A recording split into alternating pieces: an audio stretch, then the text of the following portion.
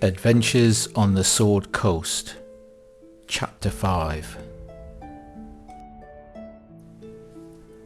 As the party settled down for a pleasant evening in the bar of the Stonehill Inn at Phandalin, Fairfax Whitbeam, tired from casting all those spells over the past few days, bids his fellow adventurers good night and retires to his chambers. The bar is busier than usual, and the barkeep Toblin Stonehill is pleased that business is on the up now, that the mine is active again and the Red Brand ruffians have left the town. His wife Trelina Stonehill rushes around the room with trays of drinks. Being a bard, Alexis Songblessed wishes to share their recent adventures with the townsfolk in the bar, but needs a musical instrument in order to sing about their tales on the Sword Coast.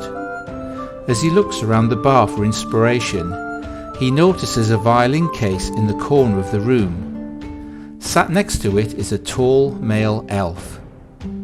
Alexis goes over to inquire about the violin and soon gets talking to a fellow bard.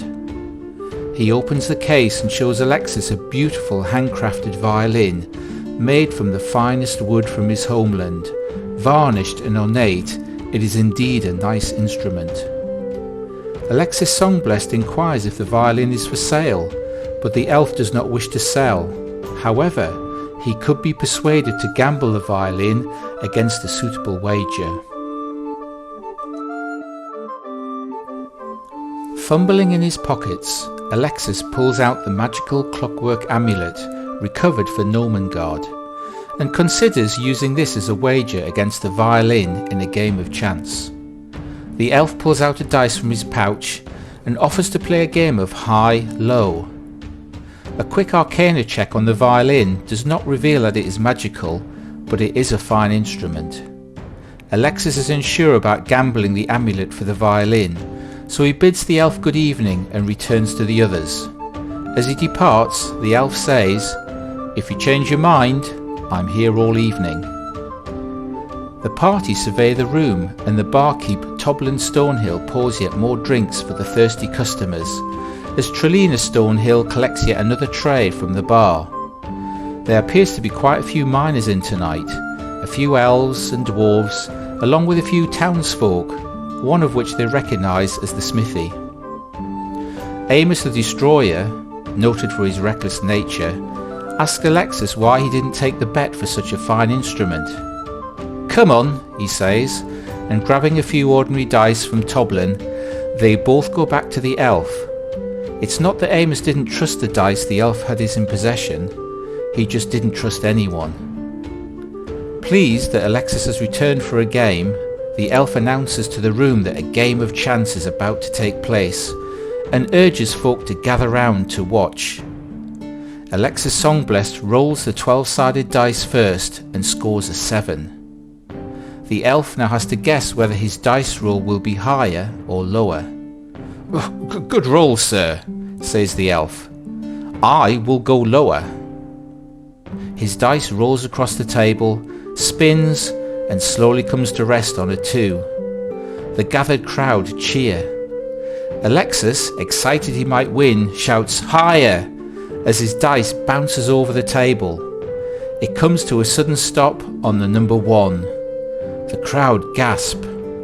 "Unlucky, good sir," says the elf, and quickly relieves Alexis of the magical clockwork amulet. Amos, suspicious of the win, does an insight check, but all seems fine. The elf appears to have won fair and square. Seeing the disappointment in the face of Alexis, and always the entertainer, the elf offers up the violin on loan to Alexis for the evening to play for the customers in the bar as a consolation prize. Alexis Songblessed starts to play and sing about his fellow adventurers, as the elf claps along to his performance. Everyone in the bar joins in to enjoy the music and singing, as Princess Lady Anastasia dances with her multicoloured Chow Chow puppy. Amos and Zurich decide not to dance and continue to drink their beers. At the end of the singing, Alexis passes a hat around the bar for a few tips, and to his surprise gets 6 gold coins. Amos approaches the elf and asks his name. The elf replies, "Glaive Longsteel," and says he might stay in Phandalin for a few more days before moving on in his search for songs and tales. After all, he is a travelling minstrel and storyteller. Amos gives him a glass of mead and slaps him on the back. Glaive raises his glass and toasts the barbarian, Alexis, and his fellow adventurers. After all that singing and telling of stories, Alexis considers that their party need a flag and a name. He asks Toblin Stonehill for a piece of white cloth, but is presented with a white dishcloth. That will not do, thinks Alexis, and plans to visit the local store in the morning for suitable flag material. The adventurers retire to their rooms for the night. Princess Lady Anastasia feels spoiled as she dances her way into her suite, filled with the beautiful smells of scented candles and flowers. She places her multicoloured Chow Chow puppy on the bed, and in need of a long rest falls quickly asleep, still humming the tunes that Alexis played in the bar.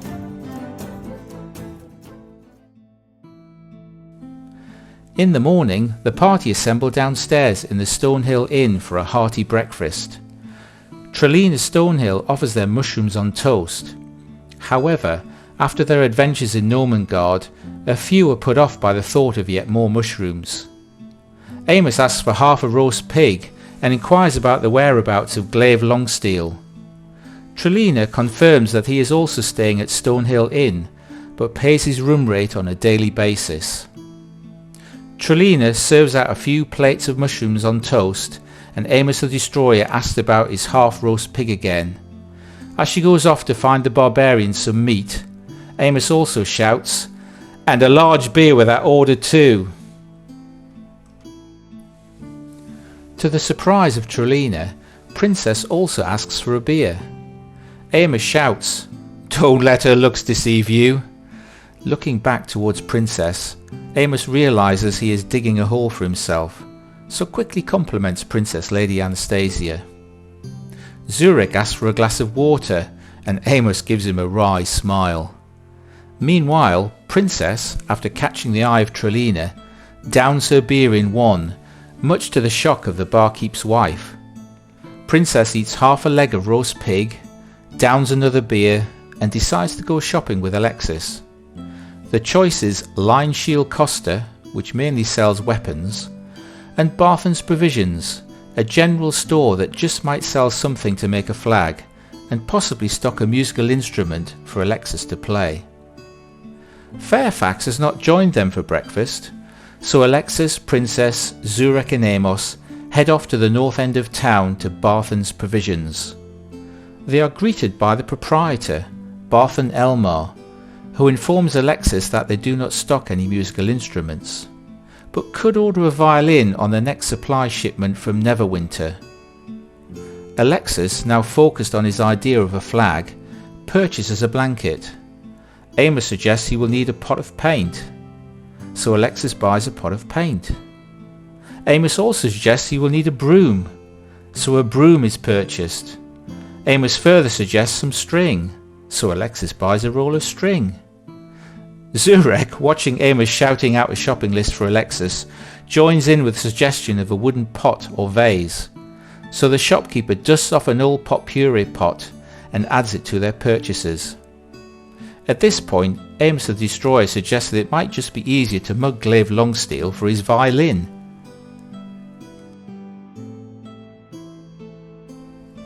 Zurich asks the shopkeeper for some animal hide, but it is not something he stocks and recommends he goes hunting.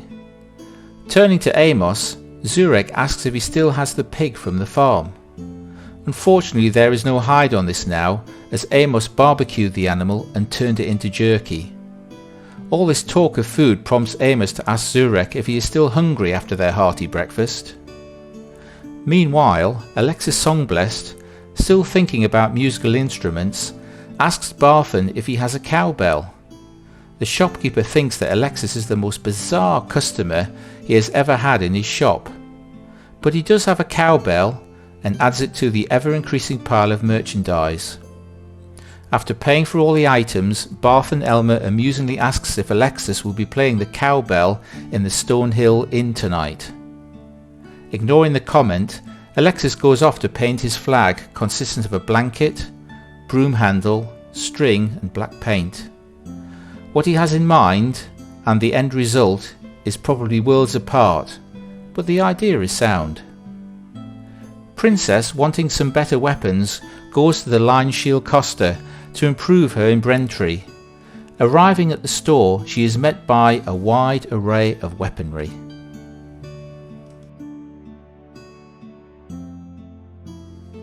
Princess Lady Anastasia is met by Liney Greywind, who runs the line shield Costa.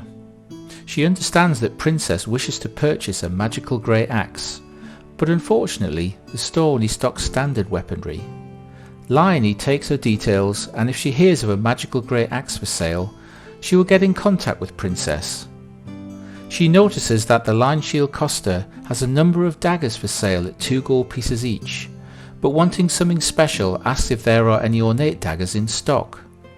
Liney shows her 6 beautiful daggers, each unique in its own way. A deal is struck for the prettiest 2 of these daggers for 6 gold pieces. Alexis Songblessed wanders into the line shield Costa, buys a spear for 1 gold piece, then proceeds to attach a blanket to it as he wanders back out of the shop, much to the bemusement of the 2 ladies. The morning is almost gone as clouds begin to fill the sky and fine rain starts to fall. Princess, Alexis, Zurek and Amos make their way to the Sleeping Giant Tavern for their planned meeting with Sildar Hallwinter and Harbin Wester, the Townmaster of Phandalin. They are met by a female halfling, who shows them to a private function room. They note that this tavern used to be a run-down establishment frequented by the Red Brands, but now appears quite pleasant. Sildar Hallwinter is already in the room, standing next to a delicious banquet of food and drink. He welcomes the party to join him and that Harbin Wester is on his way.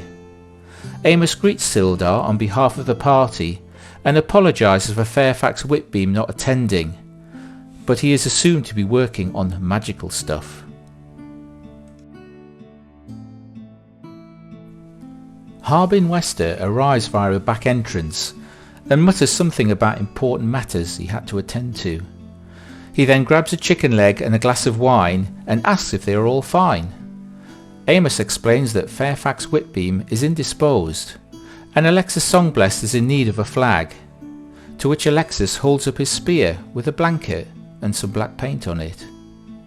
Anyway, Sildar was wondering if the party were interested in being hired by the town of Phandalin.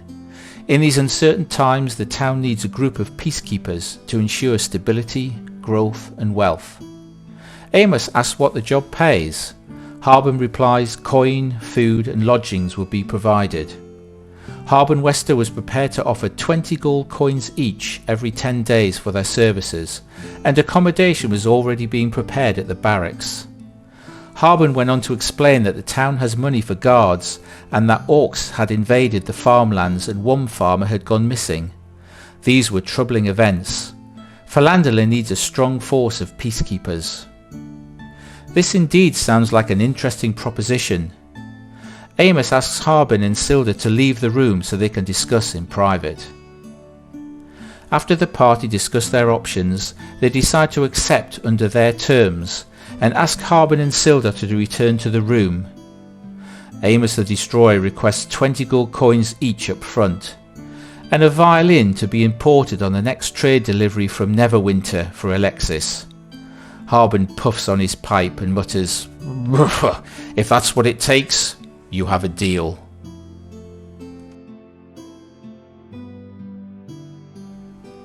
Zurek explains that their encounter with a dragon called Cryvane is still a threat that needs to be addressed. He believes that the dragon flew east in the direction of Echo Wave Cave and possibly beyond towards Icespire Peak. Harbin Wester is just happy that the dragon has gone and insists there are much more pressing matters at hand. He has 2 tasks for his new peacekeepers to undertake. The first is to escort some pack animals from Barthens to the logging camp where his brother is waiting for resupply. Neverwinter is far too expensive. The second is to escort an important contact coming into the town tomorrow to the Toll Gold mine. Alexis thinks out loud, "Oh no, not an escort mission." Sildar Hallwinter has 2 requests of his own. Big Alphonse Calzone has gone missing up in Butterskull Ranch and needs to be found. Also, a refuge needs to be secured in case the dragon returns or the Orcs attack.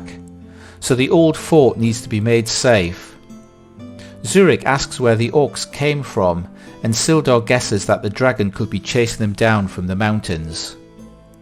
Harbin Wester asks the party for their decision in the morning as to which tasks they wish to undertake. As he and Sildar depart, he leaves a key to the barracks and bids them all a pleasant afternoon. As the party enjoy the banquet, and after much debate, they decide to escort the visitor coming to town tomorrow to the Toll Gold mine. As they set off for the barracks, Amos feels it would be a shame to leave all this food and bundles up what is left in the party flag. Alexis has a foreboding about this escort duty. The party locate the barracks to the north end of Phandalin. It has been newly refurbished with bunk beds, has a small office, couple of jail cells, plus ample food and drink in the store. Amos deposits the remains of the banquet in the store and returns the slightly stained flag to Alexis. Out the back there is a stable, but no horses, and a workshop, which would be useful as Zurek still has his blacksmith tools. Alexis notices a small stream and goes to wash his somewhat soiled flag, while Princess starts to make the place look homely, clearly a barbarian of many talents.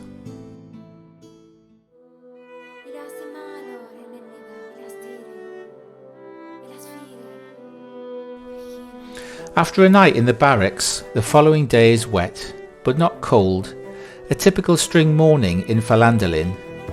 Zurek, Princess, Alexis and Amos head down to the town hall to let Harbin Wester know that they have decided to escort the visitor to Toll Gold mine.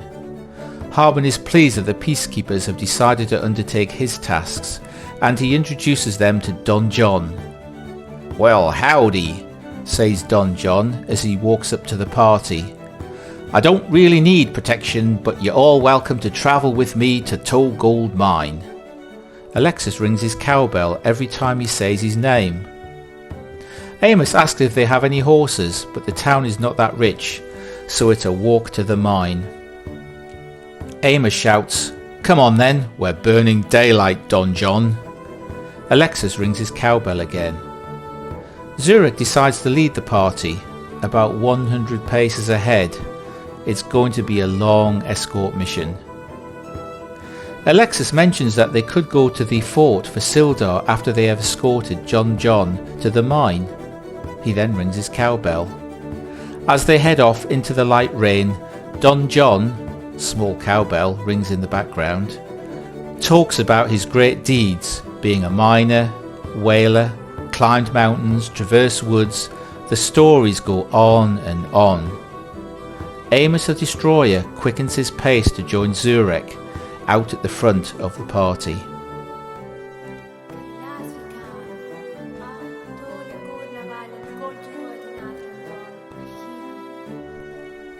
After a few hours walking, Zurek notices that there appears to be half a dozen bodies lying on the ground in front of him. As he takes a closer look, he confirms that they are Orcs. Don John says, "That ain't something you all see every day." The sound of a cowbell can be heard in the background. Zurek does a medicine check to determine the cause of death, and it's as he feared. They died of cold. Signs of frost still clinging to their dead bodies. Amos joins Zurek and says, "Looks like the work of Cryvane, the young white dragon." Don John says, "Well, I've seen big dragons, small dragons, green dragons." The list goes on. So does the sound of a distant cowbell. The party loot the bodies of the orcs. Amos the Destroyer takes 2 javelins and says, "Looks like they were caught by surprise." Alexis does a nature check and notices that the dragon may have landed close by, judging by the broken and frost-damaged vegetation. The party proceeds on cautiously. Then, with just 2 to 3 miles to go until they reach Togold Mine, the route twists through a choke point between 2 banks, and just ahead Zurek sees 2 figures standing on the road. As this looks like a good place for an ambush, Zurek takes the initiative and climbs the right bank. Amos, following his lead, climbs the left bank, but with a poor athletic check he dislodges a few rocks and alerts the figures up ahead. As Amos the Destroyer makes it to the top of the left bank, he is confronted by 2 more men, one of which has an owl perched on his shoulder. "Looks like we've got travellers on our road," says the man with the owl. "You can't be travelling this road without a small charge." Alexis shouts up at the man, "You best be careful, we have a flag, and we will kill you if you don't let us pass." Amos asks, "What's the charge for free passage?" The bandit, as that's what they appear to be, says, "How much have you got?" Alexis shouts at the bank, "You'll get my foot up your rear end." At this, the bandit fires his crossbow at the outspoken Alexis, who casts bardic inspiration as the arrow hits his shoulder. Alexis Songblessed, flag held high, runs up the left bank and casts mirror image. Immediately the bandits are confronted by 3 more illusions of Alexis running up the bank. "What kind of trickery is this?" shouts one of the bandits. The man with the owl attacks one of the 4 versions of Alexis as he uses his feet Polearm Master to attack with the spear, holding the flag, but misses. The bandit hits Alexis, but it is one of his illusionary images and the figure vanishes. Confused now, the bandit whistles at his owl, which flies at Amos, who evades the attacking bird. Zurek moves forward and gets out his heavy crossbow. At the same time he sees a 5th bandit high up on the right bank. He aims at the owl with his crossbow, but misses. Amos the Destroyer pulls out his grey axe and lands 2 mighty blows on the bandit controlling the owl. Then in a frenzy he hits him a 3rd time for sending his bird to attack him. The bandit, who has the high ground on the right bank, fires his crossbow at Zurek as his attention is taken by the owl, but misses. Princess Lady Anastasia, using her amazing athletic abilities, somersaults up the left bank and attacks the bandit engaged with Amos with a grey axe. The first purposeful blow misses, but the second connects and badly wounds the bandit, causing him to yell out in pain. Don John shouts, "Y'all go get him, boys! Defend me from these bandits!" No cowbell is heard by the party this time, only in the head of Alexis. One of the 2 bandits blocking the road runs forward. It is a woman. She draws her dagger and throws it at Princess. It lightly grazes her arm. The other bandit on the road tries to climb the left bank, but slips back down on the loose stones.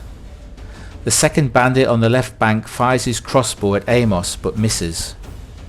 Alexis Songblessed stabs the bandit controlling the owl, then casts Smite to increase the effect of his attack.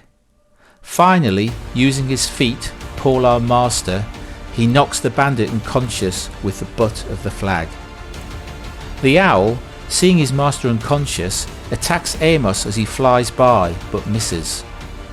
Meanwhile, Zurek grapples the bandit on the high ground with the crossbow and throws him down the bank, then leaps after him, landing on his body. Amos the Destroyer thinks, "This looks like fun," and also leaps off the bank and kills the female bandit with 2 swings of his mighty grey axe. He then runs past Zurek to the other bandit on the road with a wry smile on his face. Still wrestling with the bandit he threw off the bank, Zurek sees him draw a scimitar, which strikes him on the arm.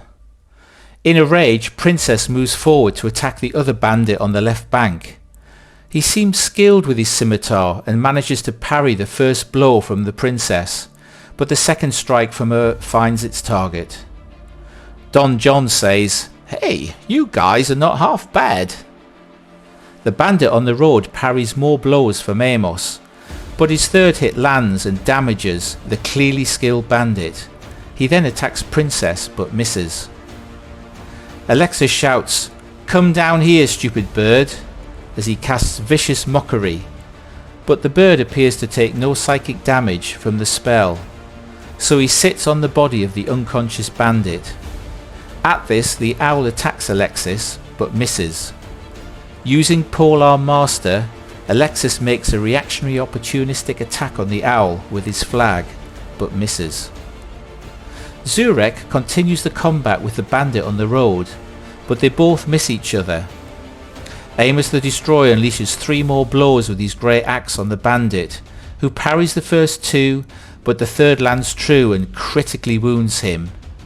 Still in a rage, Princess continues attack on the bandit standing on the left bank.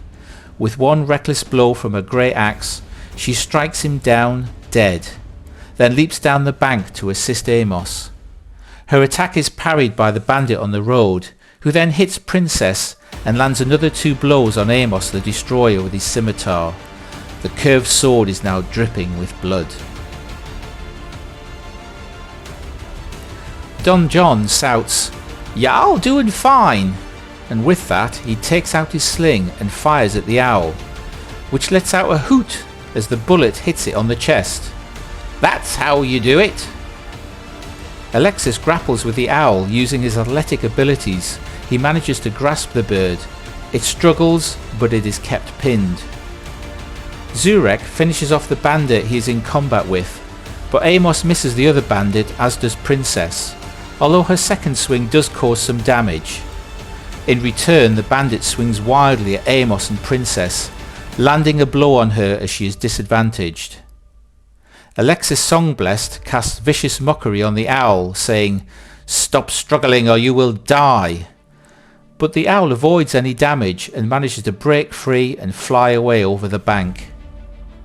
Zurek pulls out his heavy crossbow and takes aim at the bandit in combat with Amos and Princess. Amos the Destroyer, now feeling fatigued, misses the bandit 3 times with his grey axe. However, Princess, still in a rage, lands a critical hit on their opponent, whose legs now start to buckle. She grins at the bandit. Fearing for his life now, the bandit disengages and retreats. Zurek, ready for this move, fires his heavy crossbow at the retreating bandit. The bolt glances across his arm. Alexis Songblessed, feeling sorry for the owl, tries to offer the bird some food, but it flies off out of sight over the hill. Zurek reloads his heavy crossbow and fires again, but misses. So he moves forward and, taking out a spear, throws and finishes off the final fleeing bandit.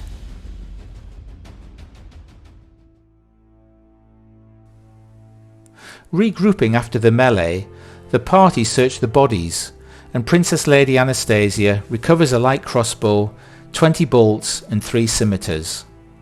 Amos the Destroyer finds 25 gold pieces and a carving of a boar. He gives everyone in the party 5 gold and keeps 10 for himself, saying, "I'll give these 5 gold pieces to Fairfax Whitbeam when I see him again." He winks at Alexis. Alexis Songblessed performs a medicine check on the bodies and notices that they all have a tattoo consisting of 3 lightning bolts. He then casts Lay on Hands to revive the bandit leader, who wakes up shouting, "I'm sure my brothers will save me." Then he looks around and realises that they are all dead.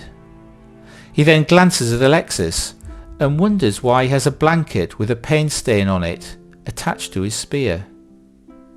The party interrogate the bandit, but no real useful information is gained, so bored with the conversation, Amos knocks him unconscious again, ties him up and throws him over his shoulder. Don John says, "You all dealt with those bandits, mighty fine job." The sound of a cowbell can be heard faintly in the background. As the late evening sun begins to set over the mountains, the party need to decide whether to press on to Togold Mine or camp for the night. As Amos looks towards Icespire Peak in the distance, a shiver runs down his back. Could Cryvane be watching them even now, as he has a score to settle with the party?